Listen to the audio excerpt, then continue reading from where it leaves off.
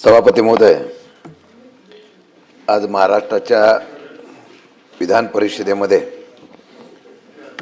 आमच्या काही सदस्यांना निरोपाचं 2 मिनिटं आसपास मी फार नाही बोलणार आहे. निरोप समारंभाच्या निमित्ताने आपण या ठिकाणी मी बोलण्यासाठी उभा आहे. सभापती महोदय, एका सामान्य कुटुंबातील एका तरुणाला आदरणीय शरदचंद्रजी पवार साहेब, स्वर्गवासी अजितदादा, छगनजी भुजबळ साहेब, विजयसिंह मोहिते पाटील साहेब या सर्व दिग्गज नेतृत्वाने संधी दिली. विधिमंडळाच्या राजकीय क्षेत्रामध्ये 1999 सालापासून ते 4 वेळेला मी विधानसभेमध्ये आमदार म्हणून खालच्या विधिमंडळामध्ये काम करत होतो. या नेत्यांच्यामुळे, माझ्या पक्षाच्यामुळे मला मंत्रिपदाची सुद्धा संधी मिळाली. अनेक पदं मिळाली. मुख्य प्रवक्ता, प्रतोद, मुख्य प्रतोद, कधी मध्ये सत्तेमध्ये असताना, कधी सत्तेमध्ये नसताना सुद्धा आपली भूमिका पक्षाच्या वतीने किंवा राज्याच्या विविध प्रश्नाच्या वतीने जे काही मला या विधिमंडळाच्या कामकाजामध्ये भाग घेत असताना जे काही मला योगदान देता आलं, त्याचा अनुभव सुद्धा माझ्या पदरामध्ये फार मोठ्या प्रमाणामध्ये पडला. आणि मला वाटतं की या सर्व ह्याच्यामध्ये काम करत असताना नेत्यांचा विश्वास हा फार मोठा असतो आणि जनतेचा विश्वास फार मोठा असतो. मला वाटतं मी ज्या पद्धतीने काम केलं ते निश्चितपणाने करत असताना मला या विधान परिषदेमध्ये विधानसभेचा पराभव झाल्यानंतर आदरणीय पवार साहेबांनी, अजितदादांनी विधान परिषदेचा सदस्य म्हणून मला या ठिकाणी संधी दिली. खालच्या सभागृहाचा अनुभव होता, मंत्रिपदाचा सुद्धा अनुभव होता. पण प्रवीणजी, वरिष्ठ पातळीवरचं असले हे सभागृह हे खरोखर ह्या सभागृहामध्ये चर्चा होते.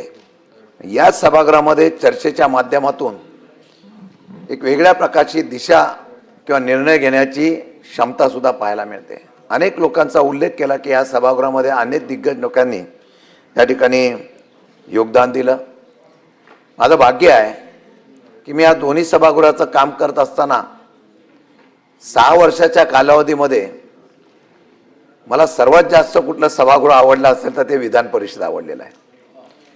तुमच्या कामाला टॅलेंट दाखवण्याच्या संदर्भातली हे व्यासपीठ मला मिळालं.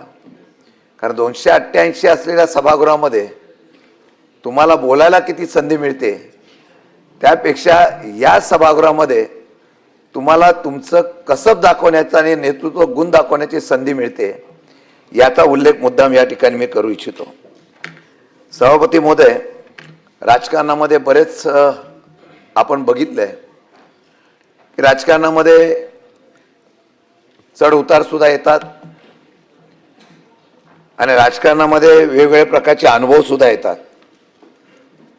उपमुख्यमंत्र्यांनी सांगितलं, सातारा जिल्ह्यातल्या मातीतला मी आहे आणि शिंदेंनी सातारा जिल्ह्यातल्या शिंदेंचा कौतुक केलं. हे माझ्यासाठी चांगल्या प्रकारची या ठिकाणी निश्चितपणाने शुभेच्छा आहे. पण मी आपल्याला एवढंच सांगतो, या सातारा जिल्ह्यामध्ये अनेक दिग्गजांनी या सातारा जिल्ह्याचं नेतृत्व करत असताना त्या सातारा जिल्ह्यामध्ये आमच्यासारख्या कार्यकर्त्यांनी इतकं वर्ष नेतृत्व करणं व यश मिळवणं एवढं सोपं नव्हतं.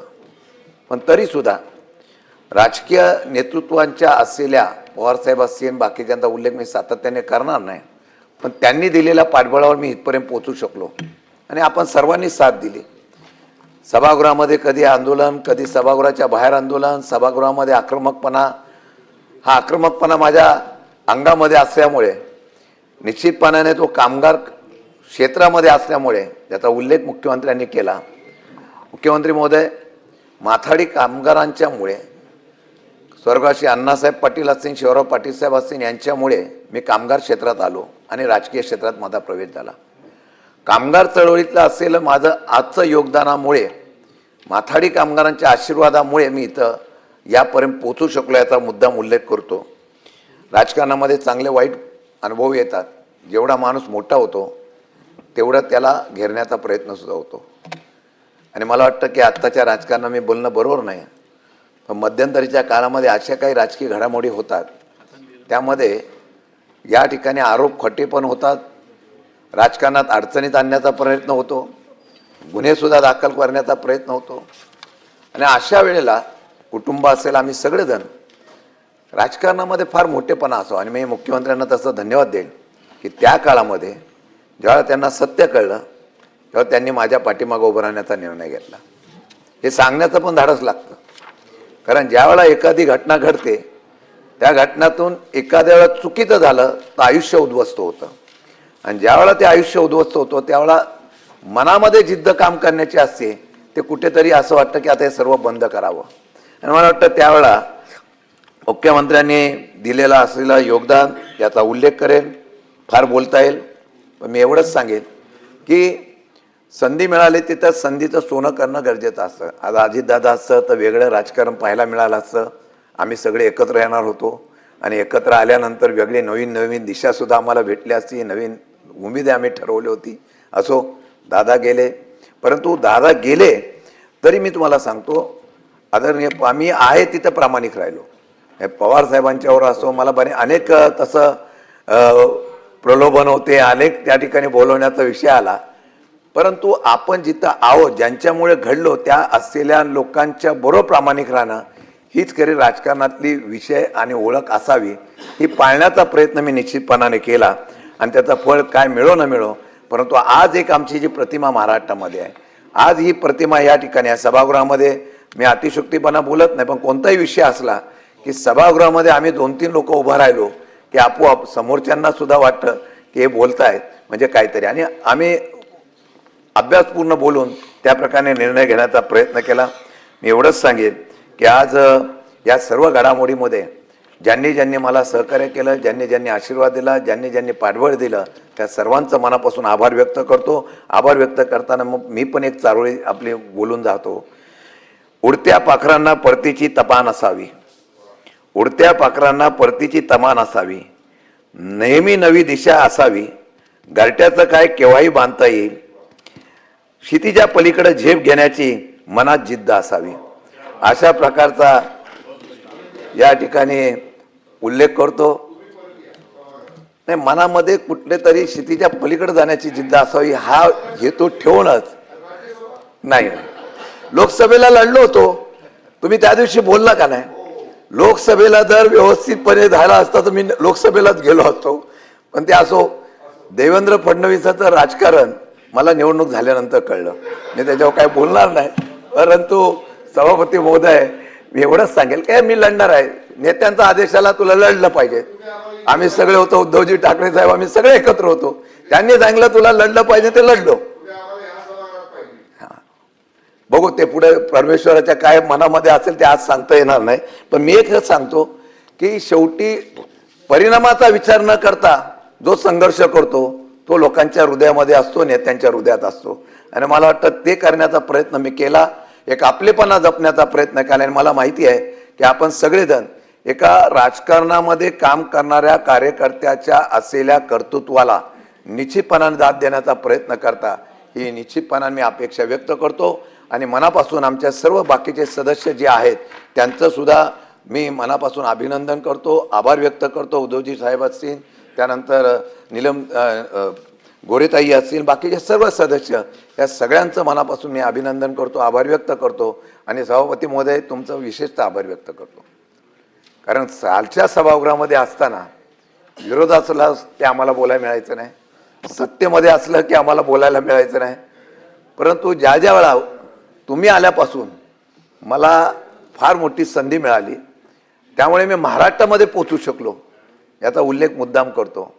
आणि त्याचा उल्लेख एवढ्यासाठी करतो की ज्यावेळेला आम्ही सभागृहात बोलतो, मग मी असतील, अनिल परब असतील, सचिन भाऊ असतील, सगळे सदस्य असतो, प्रवीण असतो आमचा, दरेकर वगैरे, आमची जुगलबंदी होते कधी कधी. परंतु लोकांच्या हितासाठी ज्यावेळेला आम्ही मुद्दे मांडतो त्याला मांडण्यासाठी संधी देणं याला पण मोठेपणा लागतो. हल्ली ती संधी मिळते नाही मिळते. पूर्वी खाली असायचो तेव्हा विरोधामध्ये असल्यानंतर आमच्याकडे तर बघायचेच नाही, सांगायचं तुम्ही बोलूच नका. पण तुम्ही तो समतोलपणा राखला, त्या विशेषतः तुमचा आभार व्यक्त करतो.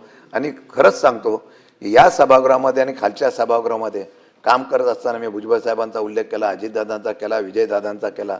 कारण 99ला तिकीट मागताना त्यांनी मला पवार साहेबांनी आणि सगळ्यांनी सांगितलं यांना तिकीट देऊन टाकायचे, एक लढणारा कार्यकर्ता म्हणून द्यायचं. 99ला आलो. 25-30 वर्षाचा आज कारकिर्दी माझी अशीच पुढे राहिली. ह्या सर्वांनी ज्यांनी सहकार्य केलं तेवढा निश्चितपणाने या ठिकाणी आमच्या सचिवालयात असलेल्या सगळ्या आमच्या या अधिकाऱ्यांचं पण मनापासून आभार व्यक्त करतो. आणि असंच प्रेम राहून द्या. परत कधी संधी येईल. कोणाच्या पोटात काय, नियतेच्या पोटात काय सांगता येत नाही. पण मी एक सांगतो, मी असं म्हणणार नाही मी पुन्हा येईन. पण मी कधी संधी मिळाली तर निश्चित येईल एवढंच सांगतो आणि थांबतो. रणजित सिंह मोहिते पाटील.